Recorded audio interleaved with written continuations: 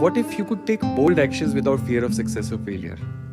Krishna, in the last episode, has revealed what the soul is: unbreakable, eternal. Now he guides Arjuna to take action. How should you act now that you know the theory part of it?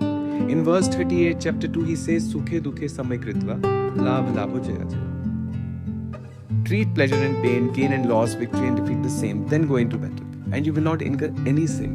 When Krishna says you will not incur sin, he doesn't mean punishment from the heavens.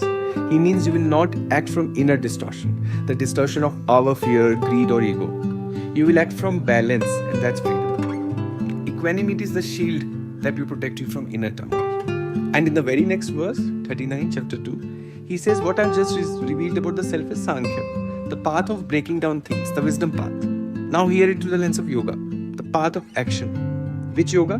Buddhi yoga. He says, Esha teya bhita sankhya, buddhi yoge tvima shunu.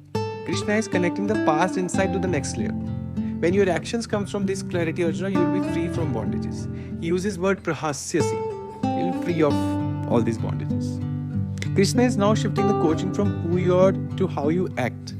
He's saying don't act to avoid losing, act from a place of balance. This is the beginning of Karma Yoga, rooted via buddhi or intellect. Action rooted in inner freedom, not external outcome. He's saying let the action flow and let the outcome go.